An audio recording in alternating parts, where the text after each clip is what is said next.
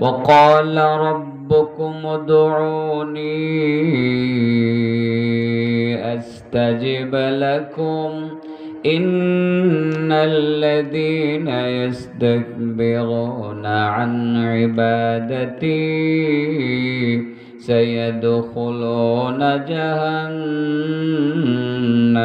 داخرين আল্লাহ বলেন ওয়াকাল রব্বুকুম, ও নবী তোমাদের রব বলেছেন উদউনি, তোমরা আমার কাছে দোয়া করো, আমাকে ডাকো, আস্তাজিব লাকুম, আমি কথা দিলাম তোমাদের ডাকে সাড়া দিব। আল্লাহ বলেছেন আল্লাহর কাছে দোয়া করার জন্য, আল্লাহ কথা দিয়েছেন তিনি দোয়া করলে দোয়া কবুল করে নেবেন। তাহলে দোয়া কবুল হয় কি হয় না?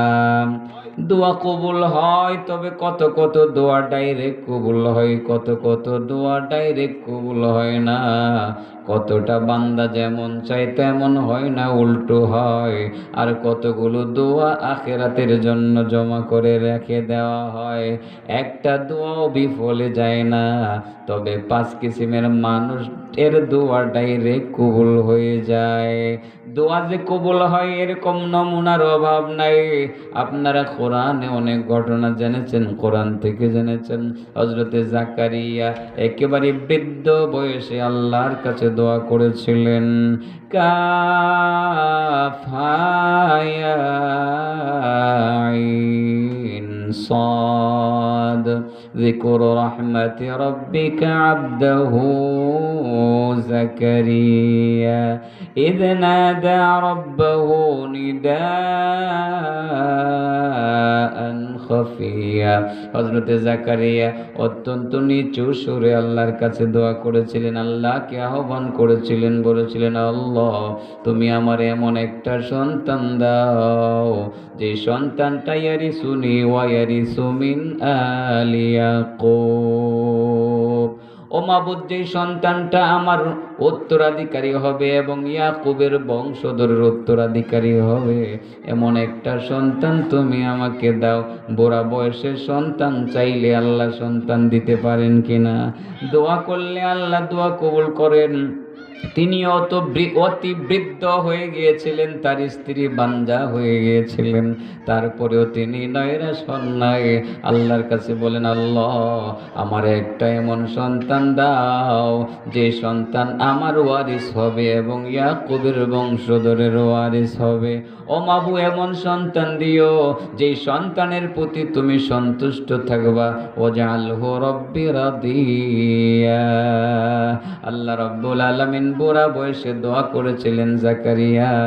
এই জাকারিয়ার ডাকে সাড়া দিয়ে আল্লাহ রাব্বুল আলামিন সাথে সাথে জবাব দিয়েছিলেন, ইয়া জাকারিয়া ইন্না নুবাশশিরুকা বিগুলামিন ইসমুহু ইয়াহইয়া। ও জাকারিয়া, আমি তোমার দোয়া কবুল করে নিলাম, তুমি সন্তানের সুসংবাদ গ্রহণ করো।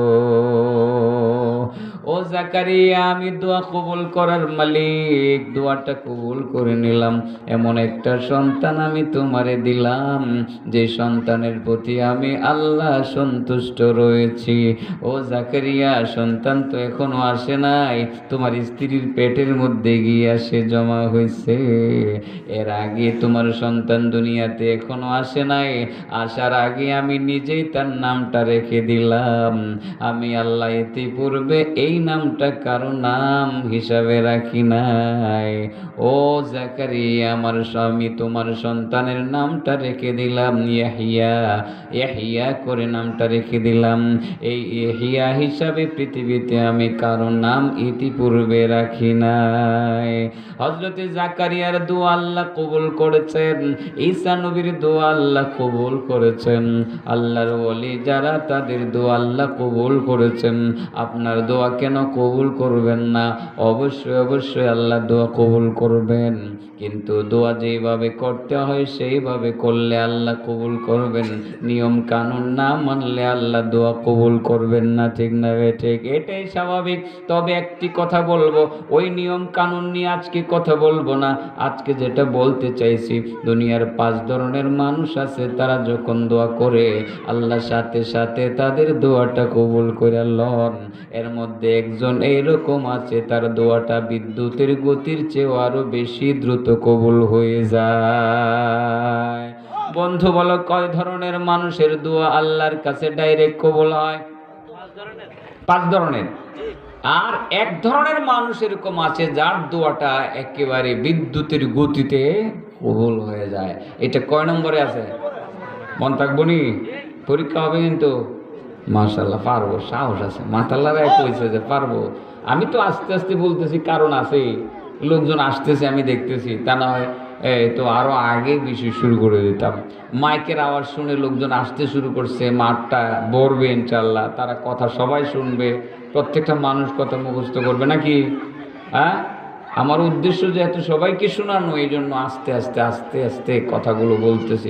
আর বেশি জোরেতে বলতামও পারতাম না, আজকে গলাটা এমনভাবে শুকাইছে, ঘুমাইতে পারছি না। ঘুমাইলে গলা শুকায় যায়, এটা আপনারা জানেন কিনা?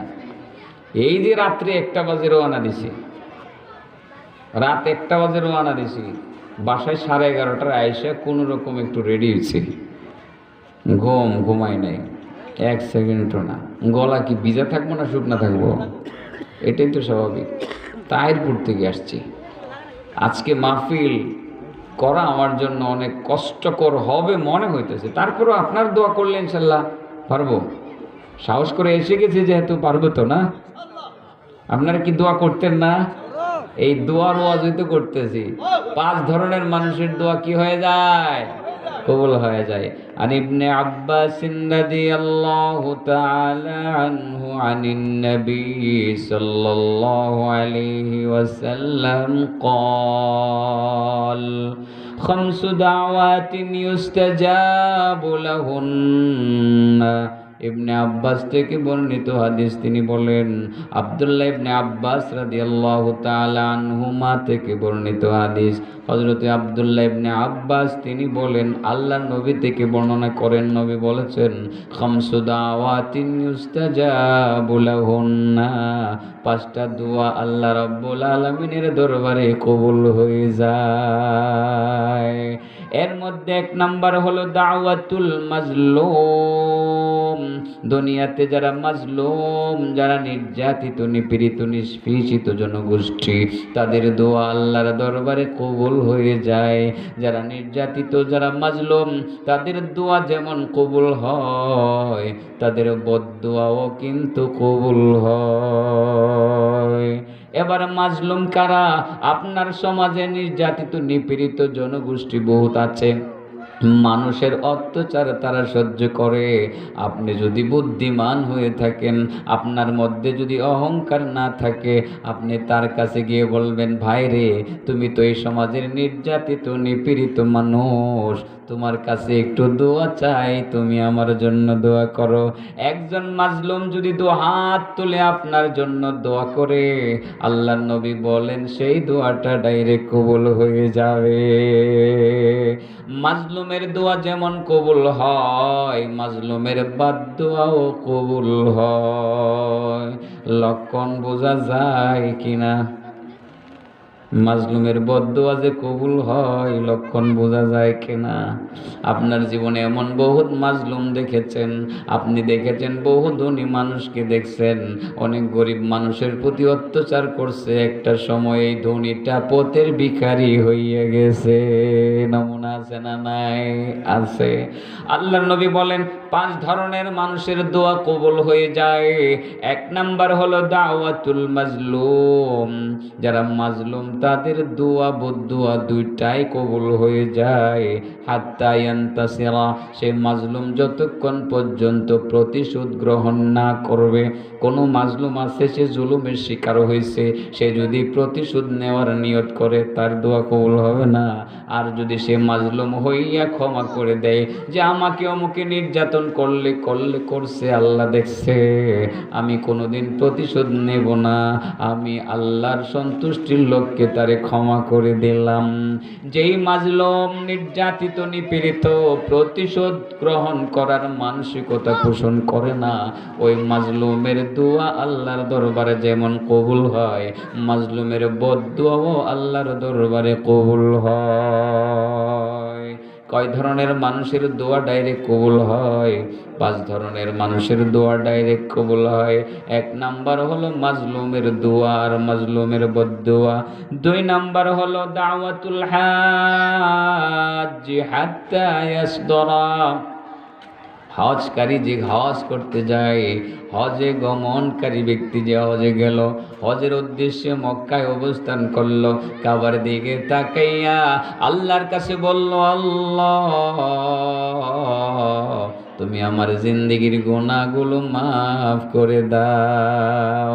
কাবাকে সামনে রেখে আপনি দোয়াটা করলেন, দোয়া ডাইরেক্ট কবুল হয়ে গেল। সুবহানাল্লাহ বলেন। যতদিন পর্যন্ত আপনি ফিরে না আসবেন, বাড়িতে না আসা পর্যন্ত আপনার দোয়া কবুল হওয়ার গ্যারান্টি আছে। তবে শর্ত হইল হজে যাওয়ার নিয়ত করতে হবে আল্লাহর সন্তুষ্টির জন্য। অনেকে হজে যায়, আমি হজে না গেলে মানুষ আমাকে মন্দ বলবে, মানুষ বলবে এতগুলো টাকার মালিক সে হজটা করলো না, এই নিয়তে অনেকে হজে যায়। এই হাজির দোয়া আল্লাহর দরবারে কবুল হবে না। কোন হাজির দোয়া কবুল হবে? যে হাজি আল্লাহর সন্তুষ্টির লক্ষ্যে হজ করতে যাবে, যতদিন পর্যন্ত মক্কা মদিনায় অবস্থান করবে, বাংলাদেশে ফিরে না আসবে, বাংলাদেশে ফিরে না আসা পর্যন্ত তার প্রত্যেকটা দোয়া কবুল হওয়ার গ্যারান্টি আছে। কাবার দিকে তাকাইয়া আল্লাহ, ও কাবার মালিক, আমি জীবনে অন্যায় করেছি, আল্লাহ আমি জীবনে পাপ করেছি, কাবার মালিক তুমি আমারে মাফ করো, আমার সন্তানের মাফ করো, আমার সন্তানের একটা চাকরির ব্যবস্থা করে দাও, আমার মেয়েটার সন্তান হয় না, একটা সন্তানের ব্যবস্থা করে দাও। এইভাবে যদি কাবা শরীফকে সামনে রেখে কোনো হাজী সাহেব আল্লাহর দরবারে দোয়া করে, ফিরে আসার আগ পর্যন্ত তার দোয়া কবুল হওয়ার গ্যারান্টি আছে। কাবাগরকে সামনে রেখে দোয়া করা যায়, হাজারে আসওয়াদে চুমুক খাইয়াও দোয়া করা যায়। মুলতাজাম আছে একটি জায়গা, কাবা শরীফের দরজা, যেই জায়গাটাকে আমরা বলি বুকটাকে জড়াইয়া সেখানে গিয়ে দোয়া করলে দোয়া কবুল হয়। মাকাম ইব্রাহিম একটা জায়গা আছে, যেই জায়গাতে হযরত ইব্রাহিম নবী আলাইহিস সালামের পায়ের চিহ্ন সম্বলিত পাথরখানা গ্লাস বন্দি করে রেখে দেওয়া হয়েছে, ওই জায়গাটাকে মাকামে ইব্রাহিম বলা হয়। ওখানে গিয়ে দোয়া করলে আল্লাহ রাব্বুল আলামিন দোয়া কবুল করে থাকেন। সুবহানাল্লাহ বলেন। তাছাড়া হাতিমে কাবা দোয়া কবুল হওয়ার জায়গা, পুরাটা মাতাফ, মাতাফ মানে হলো কাবা শরীফকে বাম দিকে রেখে আপনি যে মাঠটা চক্কর দেন, যে একটা মাঠ আছে, এই মাঠটাকে মাতাফ বলা হয়। এই পুরাটা মাতাফ হলো দোয়া কবুল হওয়ার জায়গা। আপনি যদি পরিচ্ছন্ন নিয়তে সেখানে গিয়ে থাকেন, যেই জায়গায় বসে আপনি দোয়া করবেন, আল্লাহ রাব্বুল আলামিন সেই জায়গাতেই আপনার দোয়াটা কবুল করে নেবেন। কয় ধরনের মানুষের দোয়া ডাইরেক্ট কবুল হয়? 5 ধরনের। 1 নম্বর মাজলুমের দোয়া কবুল হয়, মাজলুমের বদদোয়াও কবুল হয়। 2 নম্বর হাজী সাহেবের দোয়া, যতক্ষণ পর্যন্ত হাজী সাহেব ফেরত না আসবে ততক্ষণ পর্যন্ত হাজী সাহেবের দোয়া আল্লাহর দরবারে কবুল হয়। অতএব বন্ধুরা যারা এখানে আছেন সবাইকে বলতে চাই, যাদের উপরে হজ ফরজ হয়ে গেছে বিলম্ব করার সুযোগ নাই। হজ ফরজ হয়ে গেল, হজটা না করলে বড় ওয়াঈদ আছে, বড় ধমক আছে। আল্লাহর নবী বলেন, কোন বান্দার উপরে হজ ফরজ হলো, আমার কোন উম্মতের উপরে হজ ফরজ হলো, হজটা করলো না, না করে মারা গেল, সে ইহুদি হয়ে মরক, সে নাসারা হয়ে মরক, তাতে আমার কিছু যায় আসে না। তার মানে হলো হজ ফরজ হওয়ার পরেও যদি হজ না করে আপনি মরেন, আপনার ইহুদি হয়ে মরার আশঙ্কা আছে, নাসারা হয়ে মরার আশঙ্কা আছে। অতএব হজ নামক যে একটা ইবাদত যাদের উপরে ফরজ হয়ে গেছে তাড়াতাড়ি করে ফেলবেন।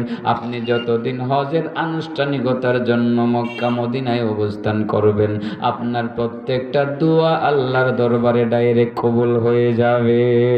সুবহানাল্লাহ বলেন। কয় ধরনের মানুষের দোয়া কবুল হয়? 1 নম্বর মাজলুম, 2 নম্বর হাজী সাহেব। আসার আগ পর্যন্ত এই তো কথা। আয়েশা যদি আবার শয়তানি শুরু করে, দোয়া কিন্তু কবুল হবে না।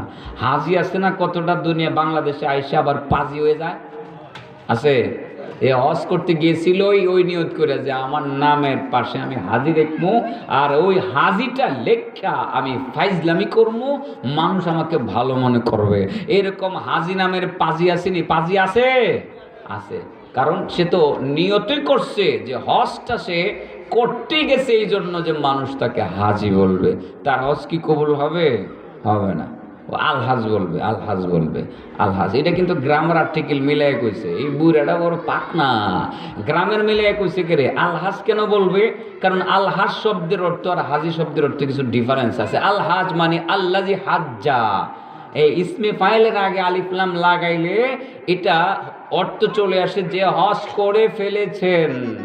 হ্যাঁ, এটা এই জন্য আলহাজ বলছে আর কি। দেখছো কারবার, আমি বুঝতে লাগছি কি লিখে যে কইছে। আমি কিন্তু আগেই কইছি উস্তাজুল ওয়াইজিন। হ্যাঁ, শুধু হাজি বলার জন্য না, আলহাজ বলার জন্য।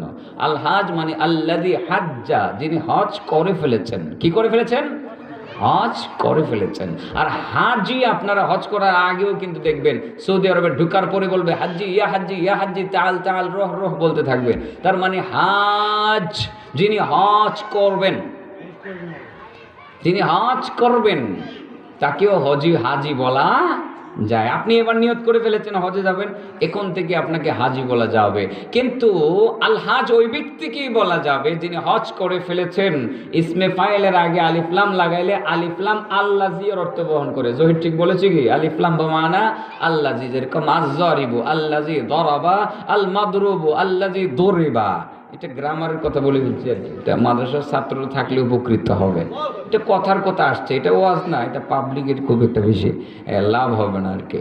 কয় ধরনের মানুষের দোয়া ডাইরেক্ট কবুল হবে স্যার? আপনি পরে আইছে এখন থেকে সিরিয়াল মনে রেখেন, আপনাদের লক্ষ্য করে তো বলছি। 1 নম্বর মাজলুমের দোয়া কবুল হয়। বলেন কার দোয়া? আর 2 নম্বর হাজি সাহেব, যে হজ করতে গেছে এখনো ফিরে আসে নাই, নিয়তটা তার ভালো, হাজির দোয়া কবুল। সুবহানাল্লাহ, আলহামদুলিল্লাহ।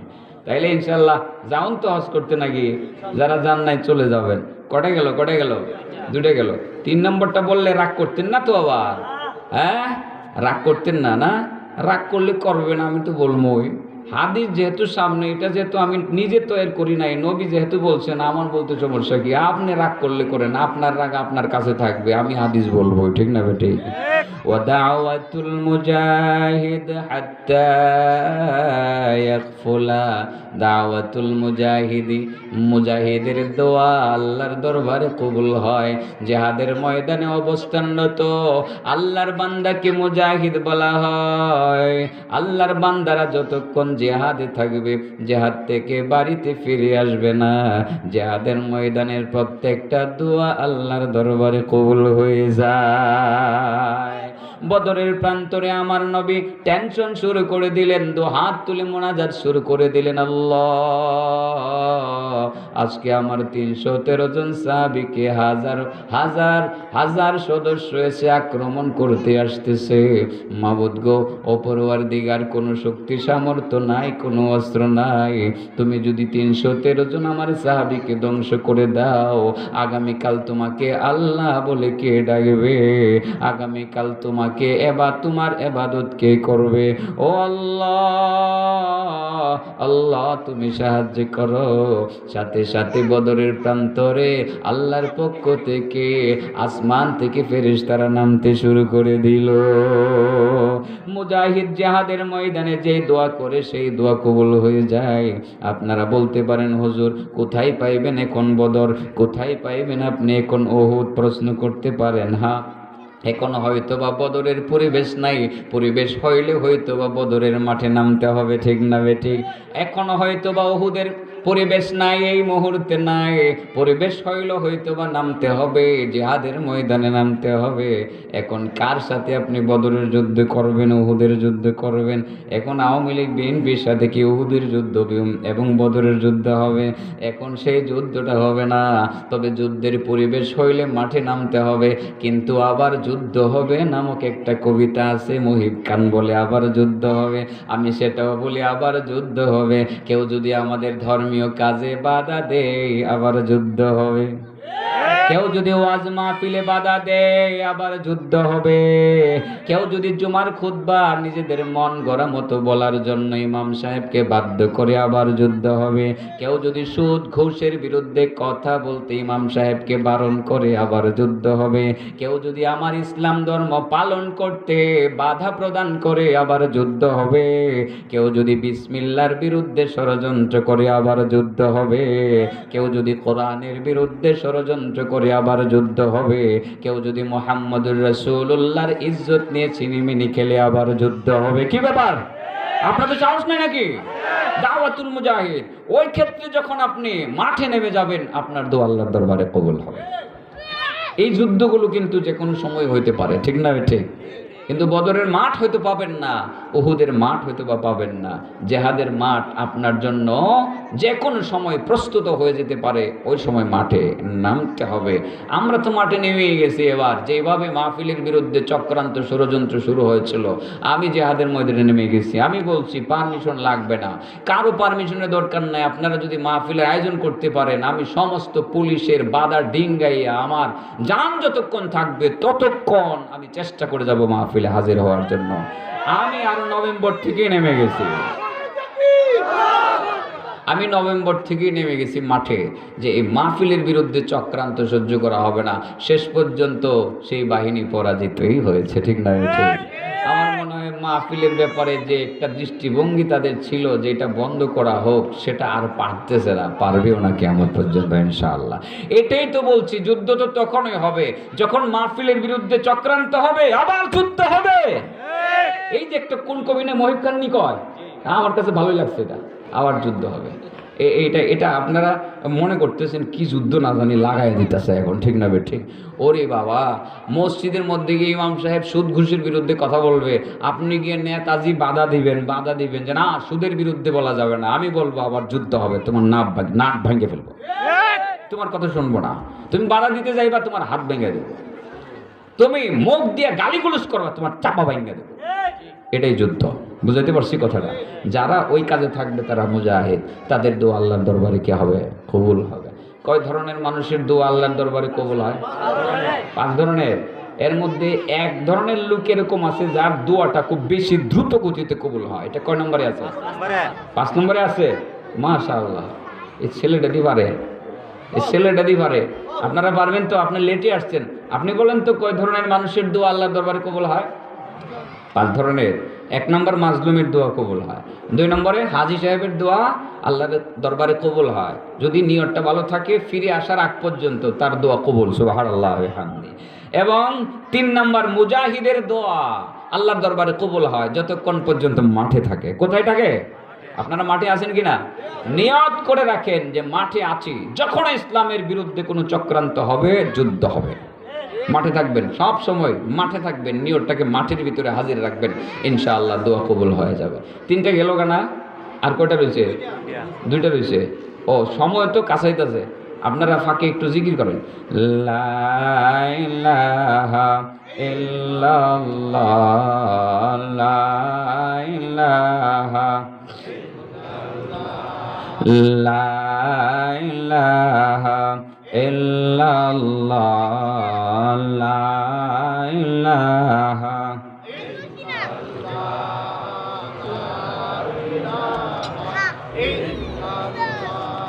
লা ইলাহা ইল্লাল্লাহ লা ইলাহা লা ইলাহা ইল্লাল্লাহ লা ইলাহা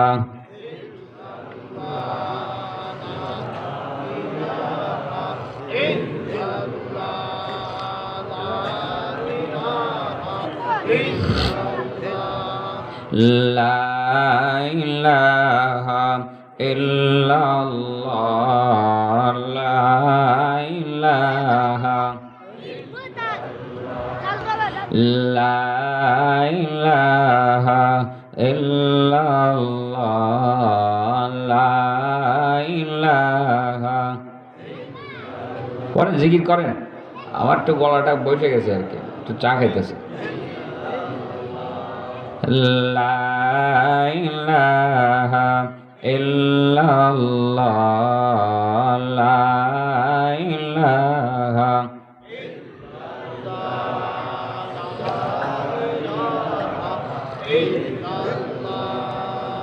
লা ইলাহা ইল্লাল্লাহ লা ইলাহা লা ইলাহা ইল্লাল্লাহ মুহাম্মাদুর রাসূলুল্লাহ সাল্লাল্লাহু আলাইহি ওয়াসাল্লাম। কয় ধরনের মানুষের দোয়া ডাইরেক্ট কবুল হয়? 5 ধরনের। 1 নম্বর মাজলুম। হ্যাঁ, মাজলুমের পক্ষে আমার আল্লাহ থাকে। ও আল্লাহ বলেন, وما لكم لا تقاتلون في سبيل الله والمستضعفين من الرجال والنساء والولدان الذين يقولون ربنا أخرجنا من هذه القرية الظالم أهلها واجعل لنا من لدنك وليا واجعل لنا من لدنك نصيرا। আল্লাহ বলেন, ওমা লাকুম লা তুকাতিলুনা ফি সাবিলিল্লাহ, কি হলো তোমাদের, তোমরা কেন আল্লাহর রাস্তায় জিহাদ করছো না? লা তুকাতিলুনা লা তুজাহিদুনা, তোমরা কেন জিহাদ করছো না? কতল কাতাল তোমরা করছো না আল্লাহর রাস্তায়। ওয়াল মুস্তাদআফিনা মিনার রিজালি ওয়ান নিসা, অথচ অনেক নারী পুরুষ এবং শিশু ওয়াল বিলদান, তারা নির্যাতিত নিপীড়িত হয়ে আছে। নির্যাতিত নিপীড়িত হয়ে তারা চিৎকার করে বলতেছে, রব্বানা আখরিজনা মিন হাদিহিল কারিয়াতিজ জালিমি আহলুহা, মাবুদ গো, এই জালেম অধ্যুষিত জনপদ থেকে তুমি আমাদেরকে মুক্তি দাও। ওয়াজআল লানা মিন লাদুনকা ওয়ালিয়া, আল্লাহ তুমি তোমার পক্ষ থেকে আমাদের জন্য অভিভাবক পাঠাও। ওয়াজআল লানা মিন লাদুনকা নাসীরা, ওগো আল্লাহ তোমার পক্ষ থেকে আমাদের জন্য সাহায্যকারী পাঠাও। আল্লাহ বলেন, ওই সব নির্যাতিত নিপীড়িত নিষ্পেষিত জনগোষ্ঠী নারী পুরুষ এবং শিশুদের পক্ষে তোমরা কেন সংগ্রাম করছো না? তার মানে আল্লাহ হলো নির্যাতিত মানুষের পক্ষে, মাজলুম জনগোষ্ঠীর পক্ষে। আল্লাহ নিপীড়িত নিষ্পেষিত জনগোষ্ঠীর পক্ষে কে?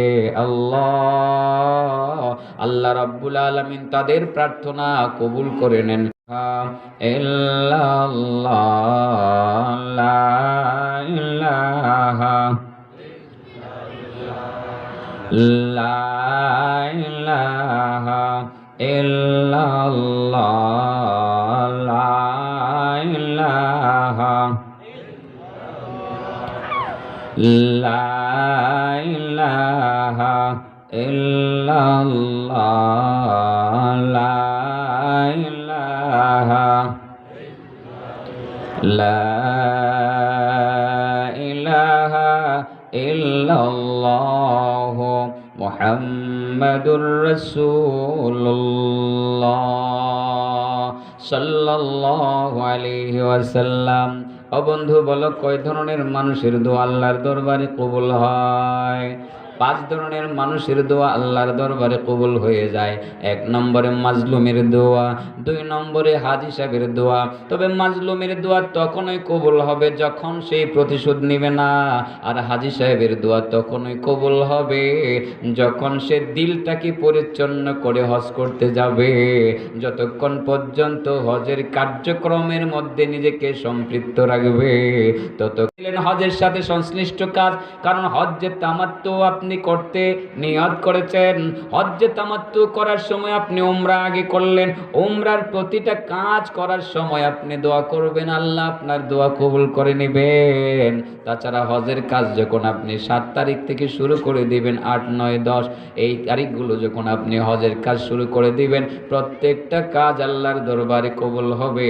সেখানে যখন দোয়া করবেন প্রত্যেকটা দোয়া আল্লাহর দরবারে কবুল হবে। আরাফাতের ময়দানে দোয়া করবেন, দোয়া কবুল হবে। মিনার ময়দানে দোয়া করবেন, দোয়া কবুল হবে। মুজদালিফার ময়দানে দোয়া করবেন, দোয়া কবুল হবে।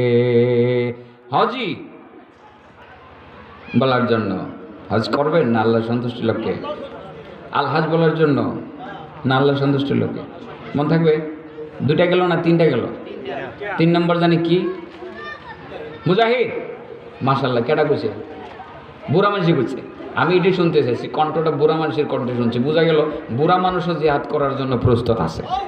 যুবকরা তো আছে, ওই যুবকরারে আমি আর ইদানিং বেশি বলি না, দেখতেছি তো গান বাজনা সব ছাইরা দিয়া ইসলামের দিকে ঝুঁকছে। আমি গত পরশুদিন সম্ভবত পুলের গাড়ির আগে ওই দিক থেকে আসার সময় দেখি একটা প্যান্ডেল, একটা সুন্দরভাবে একটা স্টেজ সাজাইছে, কি সুন্দর সুন্দর ছবি টবি লাগাইয়া এটার মধ্যে বাজনা টাজনা ঠিকঠাক করে হমানে গাইতেছে আর বাজনা ফিরাইতেছে। মানুষ দেখি 3টা। আগের দিনের যুবকরা এগুলোর গানের আয়োজন করতো, হাজার হাজার যুবকরা সেখানে গিয়ে হাজির হতো। কিন্তু এখনকার যুবকরা আর গান করে না, এরা ওয়াজ করে। ঠিক না? ঠিক। যুবকরা ইসলামের দিকে ধাবিত অলরেডি হয়ে গেছে। এখন যদি জিহাদ শুরু হয় অপশক্তির বিরুদ্ধে, এখন আর আমাদের পিছনের দিকে ফিরে তাকাতে হবে না ইনশাআল্লাহ। আমি একটু দেখতে চাই মুরব্বীরা কতটা জিহাদের জন্য প্রস্তুত। এটার জন্য জিজ্ঞাসা করছি। কে বলছে? কণ্ঠটা শুনলাম একটা বুড়া কণ্ঠ। বুইরা যদি জিহাদের জন্য রেডি থাকে, যুবকরা তো আগেই রেডি। ঠিক না বেটি? রেডি তো ইনশাআল্লাহ? ইসলামের বিরুদ্ধে সমস্ত ষড়যন্ত্র রুখে দাঁড়াবো ইনশাআল্লাহ। জিহাদের মাঠে থাকবো, একটা ষড়যন্ত্র মাঠে বাস্তবায়ন করতে দিব না। এটার নামে জিহাদ। নিয়তটা দিলের ভিতরে এখন রাখবেন। বদর পাবেন না তো, উহুদও পাবেন না এখন, সেই কথাটা মনে রাখতে হবে। পাশাপাশি আরেকটা কথা বলে দেই, ইসলাম শুধু জিহাদেরই নাম না। শুধু জিহাদ দিয়ে কিন্তু ইসলাম প্রতিষ্ঠা হয় নাই। জিহাদ ছিল, আছে, থাকবে। ইসলাম প্রতিষ্ঠার ক্ষেত্রে জিহাদের যেমন ভূমিকা আছে, ঠিক দাওয়াতেরও ভূমিকা আছে। ঠিক না? ঠিক। তাহলে জিহাদের পাশাপাশি দাওয়াতও চালিয়ে যেতে হবে। দাওয়াত বুঝেননি? দাওয়াত প্রথমে গিয়ে নামাজ পড়ে না, তারে কূপ দিয়ে কল্লাকে টেলেবেন, এমন যাতে না হয়। প্রথম তাকে দাওয়াত দিবেন। কি দিবেন? দাওয়াত দিবেন। ইসলামের সুন্দর শিক্ষাগুলো তাকে আপনি দেওয়ার চেষ্টা করবেন। আস্তে আস্তে আস্তে আস্তে দেখবেন তার ভিতরে পরিবর্তন চলে আসবে। ঠিক না? ঠিক। এই দাওয়াতের কিন্তু বিশাল বড় ভূমিকা ইসলাম প্রচারের ক্ষেত্রে। জিহাদ শুধুমাত্র ইসলাম প্রচারের একমাত্র, ইসলাম প্রতিষ্ঠার একমাত্র মাধ্যম জিহাদ না। জিহাদ একটা পাঠ মাত্র। বুঝাইতে পারছি কথাটা? এটা যখন চূড়ান্ত পর্যায়ে প্রয়োজন হবে তখন এটা আমাদের কাজে লাগাইতে হবে। আল্লাহ নবী প্রথম দাওয়াতি কর্মকাণ্ড করেছেন, দাওয়াত দিতে গিয়ে যখন বাধার সম্মুখীন হয়েছেন তরবারিটা হাতে নিয়েছেন। ঠিক না বেঠিক? ঠিক এইভাবেই আমরা জিহাদকে আমরা বোঝার চেষ্টা করব। ইসলাম শুধু জিহাদের নাম না, ইসলামের একটা অংশের নাম হলো জিহাদ। বুঝাইতে পারছি কথাটা? তাইলে দাওয়াতও দিতে হবে, হোসনে মানে উত্তম চরিত্র, আপনার ইসলামের যে সৌন্দর্য, এই সৌন্দর্যতা জাতির সামনে তুলে ধরতে হবে। সেই কাজগুলোও কিন্তু করতে হবে। একতরফা ইসলাম না, ইসলামকে ভিন্নভাবে ব্যাখ্যা দেওয়ার কোনো সুযোগ নেই। আপনি সিঁড়ে ভিড়েই লাইতেছেন একেবারে শুধু জেহাদ জেহাদ বলতে বলতে। এখন কার বিরুদ্ধে জেহাদ করবেন আপনি? এখন হ্যাঁ, জেহাদ করতে পারবেন তখন যখন দেখবেন যে আপনাকে কেউ বাধা দিতে আসছে, তখন জেহাদ শুরু হবে। ঠিক না ঠিক? আপনার নামাজে বাধা, জেহাদ। আপনার মসজিদে বাধা, তখন হবে জেহাদ। আপনার ইবাদতে বাধা, তখন হবে জেহাদ। আপনার ইসলাম প্রচারে বাধা, তখন হবে জেহাদ। কিন্তু এমনি কার সাথে জেহাদ করবেন? এখন এখন আপনি কাজ চালিয়ে যান। যখন বাধা আসবে, কথার কথা আমাদের ছেলে একটা স্লোগান দেয়, বাধা হবে যেখানে, লড়াই হবে সেখানে, ওইটার নামে যান। বুঝাইতে পারছি? বাধা হবে যেখানে, লড়াই হবে সেখানে। হ্যাঁ, আমাদের এই পরিবেশে কথাটা এটাই। তবে যদি বিশ্বব্যাপী ওলামা হজরত যদি জেহাদের ডাক দেয়, যেইভাবে ইসলামকে ধ্বংস করার জন্য, ইসলামকে নেমে ফেলার জন্য চেষ্টা করা হচ্ছে আন্তর্জাতিকভাবে, যদি আমাদের ওলামা হজরত ডাক দেয় কোন সময় যে মোদির বিরুদ্ধে জেহাদের ঘোষণা করলাম, মাঠে নেমে পড়ো, তখন কিন্তু যার কাছে যা আছে তা নিয়ে মাঠে নামতে হবে। কারণ সে গুজরাটে মানুষকে হত্যা শুরু করেছে, সে যেভাবে দিল্লি রাতের অন্ধকারে দিল্লিতে মুসলমানদেরকে জবাই করা শুরু করেছে, ওলামা হজরত এটার বিষয়টা বুঝে যখন কোনো সিদ্ধান্ত দিবে মোদির বিরুদ্ধে মাঠে নামতে হবে, তখন বদরের মতো আরেকটা বদর কায়েম করতে হবে ইনশাআল্লাহ। ঠিক আছে না? এটা কিন্তু রয়ে গেছে। কিন্তু এই সমাজে আমরা বসবাস করতেছি, এখানে আমরা কার বিরুদ্ধে জাত করব? বদর তো এখানে নাই, উহুদ তো নাই। হ্যাঁ, এটা আইতেছে, এটা গজওয়াতুল হিন্দ, এটা আইতাছে, তো এটা সুদিন তো আসতে আছে। আরে বাবা, এত অধৈর্য হওয়ার তো কোনো মানে নাই। এটা আইতা আছে গজওয়াতুল হিন্দের কথা, চমৎকার একটা কথা।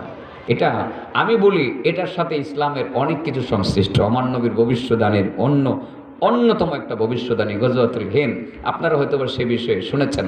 এটা এর জন্য ইঙ্গিত করেছি, উলামা হজরত যদি বলে মাঠে নামতে হবে। ঠিক আছে না? কয় শ্রেণীর মানুষের দোয়া ডাইরেক্ট কবুল হয়? 5 শ্রেণীর। আর কয়টা বাকি রয়েছে কথা দেখি? আমি ঘড়ি দেখতেছি 1 ঘন্টা কবে হইব। 1 ঘন্টা হইলে আমি ছাড়বো আর কি। আমার মোটামুটি একটা হিসাব আছে না? হ্যাঁ, কি কোন এশার নামাজ পড়েও কি আমার বয়ান শুনবেন? না কইছে? হ্যাঁ, একজনে না কইছে, আমি আর আপনাদের কথা শুনতাম না। এটাও ঠিক, এশার নামাজের পরে আমার বয়ান শোনার দরকার নাই। আল্লাহু আকবার। হাদিসটা আমি বলি, হাদিসটা বলি। عن ابن عباس رضي الله تعالى عنه عن النبي صلى الله عليه وسلم قال 5 دعوات يستجاب لهن دعوة المظلوم حتى ينتصر। ইবনে আব্বাস থেকে বর্ণিত হাদিস, তিনি আল্লাহর নবী থেকে বর্ণনা করেন, আল্লাহর নবী বলেছেন 5টি দোয়া আল্লাহর দরবারে কখনো বিফলে যায় না, আল্লাহর দরবারে ডাইরেক্ট কবুল হয়ে যায়। 1 নাম্বার হলো দাওয়াতুল মাজলুম, মাজলুমের দোয়া, নির্যাতিত নিপীড়িত জনগোষ্ঠীর দোয়া এবং মানুষের দোয়া। তারা যদি প্রতিশোধ না নেয়, প্রতিশোধ না নেওয়া পর্যন্ত তার দোয়া আল্লাহর দরবারে কবুল হইতে থাকে। 2 নাম্বার হলো দাওয়াতুল হাজ, 2 নাম্বার হলো হাজী সাহেবের দোয়া। যতদিন পর্যন্ত হাজী সাহেব তার বাড়িতে ফেরত না আসে, যদি নিয়তটাকে পরিচ্ছন্ন করে হাজী সাহেব সেই হজ করার জন্য গিয়ে থাকেন, ওখানে যেই যেই দোয়াগুলো করবেন আল্লাহ রাব্বুল আলামিন তার সব কয়টা দোয়া কবুল করে নেবেন। 3 নাম্বার হলো দাওয়াতুল মুজাহিদ, আল্লাহর রাস্তায় জিহাদে নেমে গেছে আল্লাহর বান্দা, মাঠে ময়দানে নেমে গেছে আল্লাহর বান্দা। যতদিন পর্যন্ত জিহাদের মাঠে থাকবে ততদিন পর্যন্ত আল্লাহ তার দোয়া মহান রব্বুল আলামিন, মহান আল্লাহ কবুল করে নিতে থাকবেন। তার একটা দোয়াও আল্লাহর দরবারে বিফলে যাবে না। কটা গেল? এবার 4 নাম্বার, 3টা গেল, 3টা গেল। এবার 4 নাম্বার ওয়া দাওয়াতুল মারিদ হাত্তা ইয়াবরা, অসুস্থ মানুষের দোয়া। যতদিন পর্যন্ত অসুস্থ মানুষটা সুস্থ না হয় ততদিন পর্যন্ত তার দোয়া আল্লাহর দরবারে কবুল হয়। নবী বলেন, তুমি যখন কোনো অসুস্থ মানুষকে দেখতে যাইবা, তুমি তো তার জন্য দোয়া করবা, এটাই স্বাভাবিক। তুমি সেটা এতটুকু না করে আর একটু বাড়াও, তুমি সে অসুস্থ মানুষটার কাছে একটু দোয়া চাও।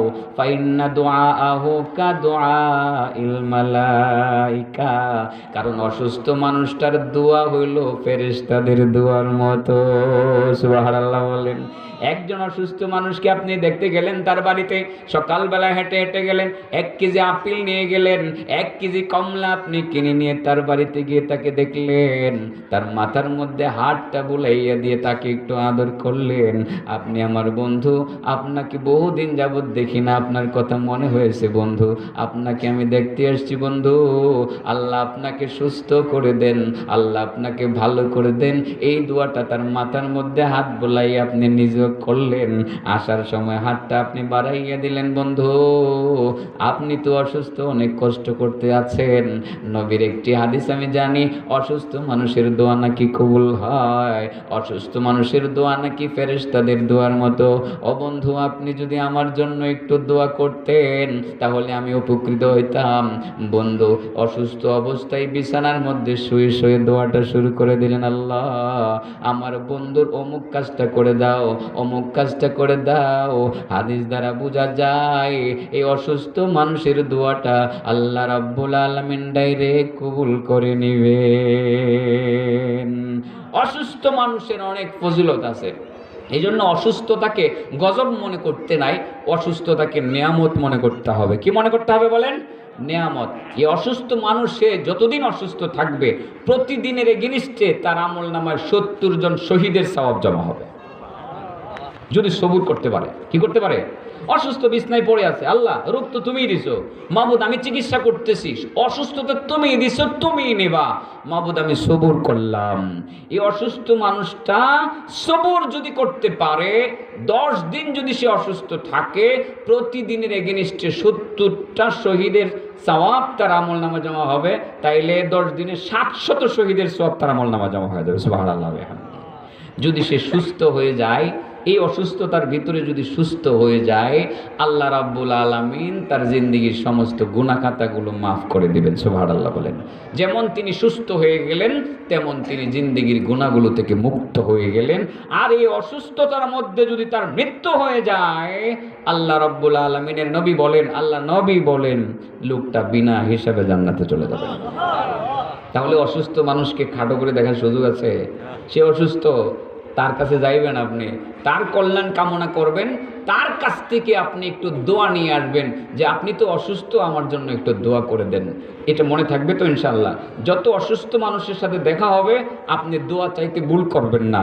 আল্লাহ রাসূল বলেন, ফাইন্না দুআআহু কা দুআইল মালায়েকা, অসুস্থ মানুষের দোয়া ফেরেশতাদের দোয়ার মতো। সুবহানাল্লাহ। কই আমল করব ইনশাআল্লাহ। কয় ধরনের মানুষের দোয়া কবুল হয়? 1 নম্বর কোন? মাজলুমের দোয়া। 2 নম্বর হাজী সাহেব। 3 নম্বর মুজাহিদ। এটা সাহস আছে তো? 4 নম্বর অসুস্থ ব্যক্তির দোয়া কবুল হয়। 5 নম্বরটা দ্রুত কবুল হয় নাকি? এটা তো বলছিলাম।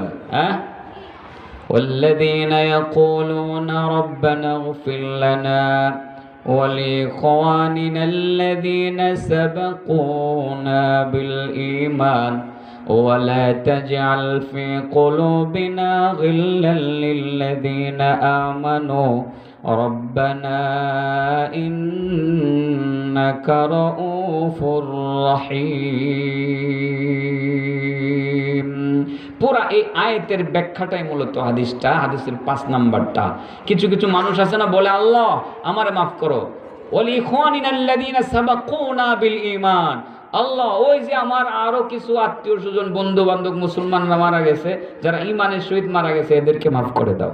দোয়াটা কি নিজের জন্যই করলেন না অনুপস্থিত ব্যক্তিদের জন্য করলেন? অনুপস্থিত ব্যক্তির জন্য করলেন। আল্লাহ রাসূল এখানে বলেছেন 5 নাম্বার, ওয়া দাওয়াতুল আখি লি আখিহি বিজাহারিল গায়বি। কোন মুসলমান ভাই, এক ভাই যদি আরেক ভাইয়ের অবর্তমানে দোয়া করে, অবর্তমানে বুঝেননি, আমি আপনাকে দেখি নাই, আপনিও আমাকে দেখেন নাই, আমার নাম শুনছেন, আমার জন্য শুনছেন, আমার একটা ঝামেলা আছে, দূর থেকে না দেখে দোয়া করলেন, আল্লাহ মুফতি আতিকুল্লাহ নামে একটা লোক বড় বিপদে আছে, আল্লাহ তুমি তারে বিপদ থেকে উদ্ধার করে দাও। আপনি আমাকে দেখেন নাই, আমিও আপনাকে দেখি নাই। এই অনুপস্থিত ব্যক্তির জন্য যে দোয়াটা হয়, যিনি করেন, এই দোয়াটা আল্লাহর দরবারে কবুল হয়। এবং আল্লাহ রাসূল বলেছেন এরকম, সুম্মা ক্বালা ওয়া আসরাউ হাযিহি দাওয়াত ইজাবাতু দাওয়াতিল আখি লি আখিহি বিজাহরিল গায়ব। এই যে 5টা দোয়ার কথা বলা হয়েছে, এর মধ্যে অনুপস্থিত ব্যক্তির জন্য যে দোয়াটা করে, এই দোয়াটা সবচেয়ে দ্রুত গতিতে আল্লাহর দরবারে কবুল হয়। এজন্য বলছি যে আপনার দাদা, আপনার পরদাদাকে আপনি দেখেন নাই তো, আপনার পরদাদার বাবাকে আপনি দেখেন নাই তো।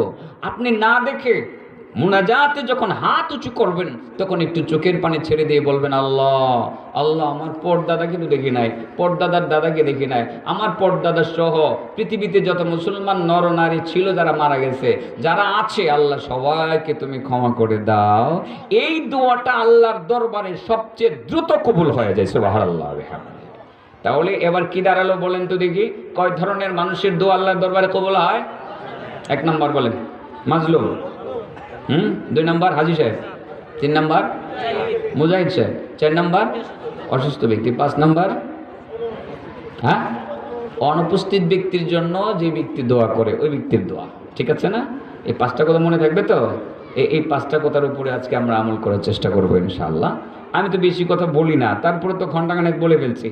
আপনারা কষ্ট পাইতেছেন না তো? না, হ্যাঁ, আমার শক্তি সামর্থ্য এত নাই এখন, আর আমি দুর্বল হয়ে গেছি, অনেক দুর্বল, আর ইদানিং বেশি দুর্বল। অর্থাৎ অক্টোবর সেপ্টেম্বরের মাহফিলগুলো সাধারণত আমরা যেগুলো করতাম সবগুলোর চাপ এসে গেছে এই ডিসেম্বরে আর জানুয়ারি ফেব্রুয়ারিতে, যেই কারণে আমাদের অপশন নাই, রাত দিন সমানে পরিশ্রম করতে হয়, টানা কথা বলতে হয়। আসলে পারছি না, অনেক কষ্ট হচ্ছে। কোনো রকমে আজকে এখানে এত লম্বা সময় দিলাম। আমার জন্য 1 ঘন্টা সময় অনেক লম্বা সময়, 1 ঘন্টা 1 মিনিট সময় আমি কথা বলেছি। পরবর্তী ওয়াইজদের কাছ থেকে আপনারা গুরুত্বপূর্ণ আলোচনা ইনশাআল্লাহ শুনবেন, সে আশাবাদ ব্যক্ত করে শেষ করছি। আসসালামু আলাইকুম ওয়া রাহমাতুল্লাহ।